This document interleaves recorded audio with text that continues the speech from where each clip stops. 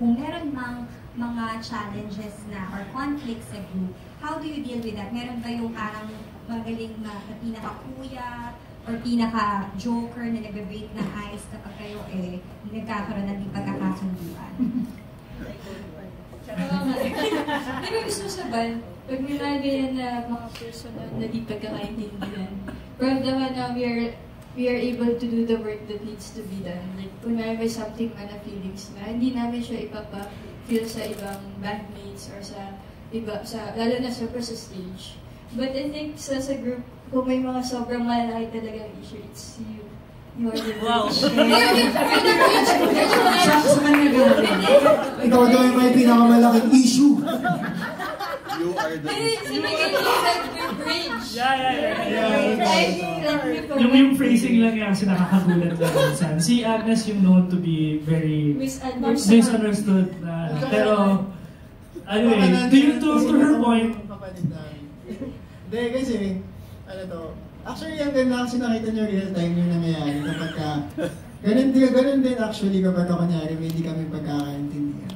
Biglang may ihihirit si Agnes na sobrang left field na out of place. Pero sa sobrang out of place niya, ma-amaze ka. Parang, paano mo naiisip yung mga ganun bagay? Wala na away? Saan yung ba? Wala na away? Hindi, parang, feeling ko that over the years, nagkaroon na rin kami ng dynamic na ang pinaka-baseline, I would say, ay pinag-usapan namin. I mean, as basic as that sounds, sa totoo lang, that in itself, para sa amin, minsan, at para sa maraming tao rin, napakahirap niyang gawin. Kasi, palagay ko sa kultura natin, minsan, mas magaling tayong magkikim-kimig mo, yes. Parang, alam mo, no, 10 years ago. Yeah. Pero, feeling ko sa amin, sinusubukan namin pag-usapan kaagad. Kapag okay na kami. Tapos, nag-a-adjust kami. Actually, I just want to speak this as a proud ng sa band ko. You can actually, on a practical level, ask for relationship advice from us. I mean, from them.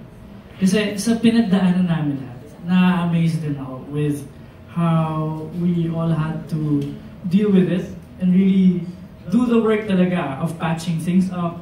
Kasi hindi naman joke to lahat, you know. When we write the songs like Saranggola, may laman talaga yan. May history kung saan siya nanggagaling.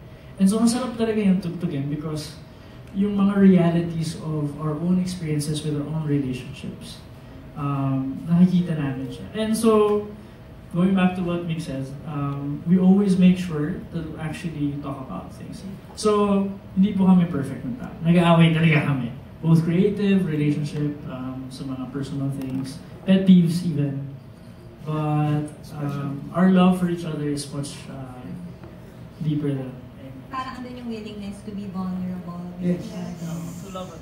Saka nandun lahat yun actually. Sa isang hindi pagkakaintindihan sa mag-uusap. May magagalit, may iiyak, may magpapatawa, tapos may magmimidi. Usually nga ako yun. Tapos, tapos okay na. Parang ganun lang din talaga. Tatanggap na namin bahagi ng buhay namin. Congratulations. Salamat po. Thank you po. So relating to that, I have 3 questions.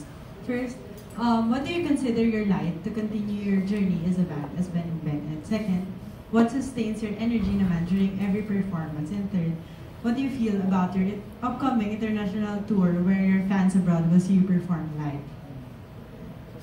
First question. What is your life? Singing one.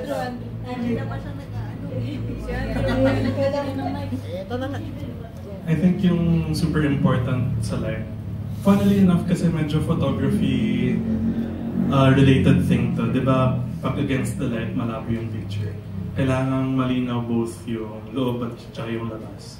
So, I think it's so important for us to have a source of light sa deeply personal lives natin, but also to have a source of light na makakapitan mo when you're not home or when you're not in your personal space. So, I think for me personally, yung light ko is my family, my partner, my hotdog.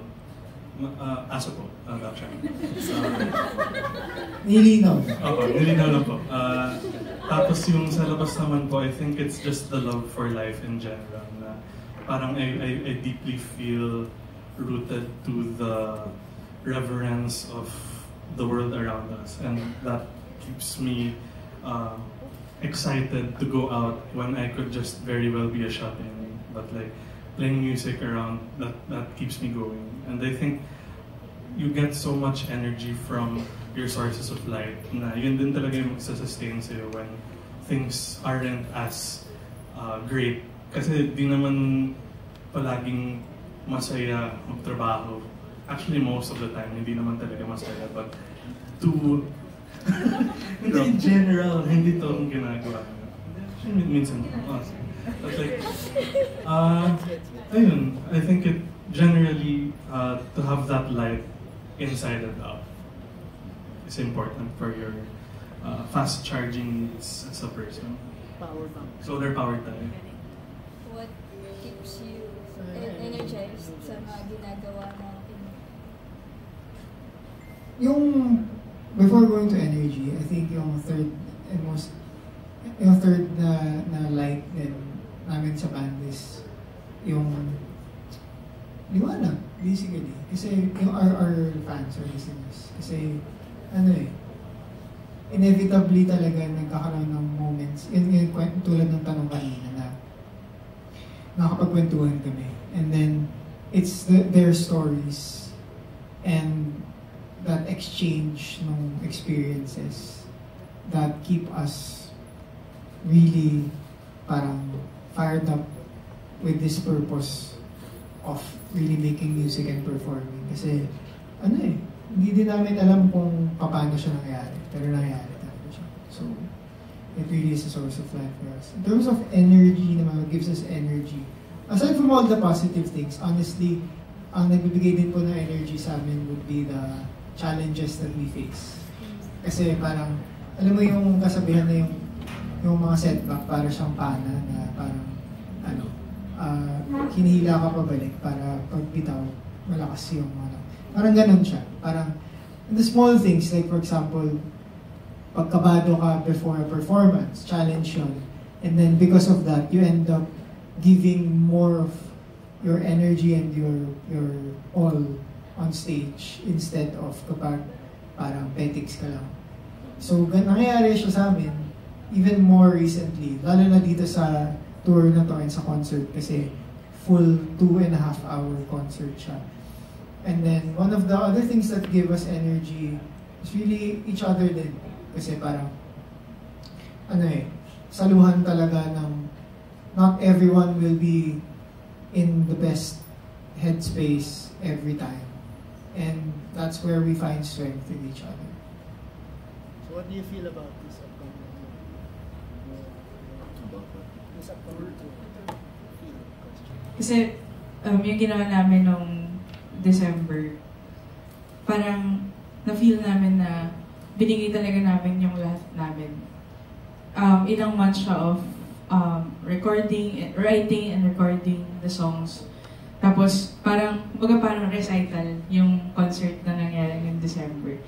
Pero syempre, limited lang yung mga nakapanood nun. So ngayon, sobrang excited kami na dalhin siya sa iba't ibang lugar kasi na-mention ko to kanina, parang dun sa first album tour namin many years ago, parang kada lugar, merong collective identity yung mga nanonood ng shows namin eh. So, excited ako na ma-experience ulit namin yung kung ano yung energy naman na ibabaton ng mga listeners sa amin pag pinarinig namin sa kanila yung work namin na bago.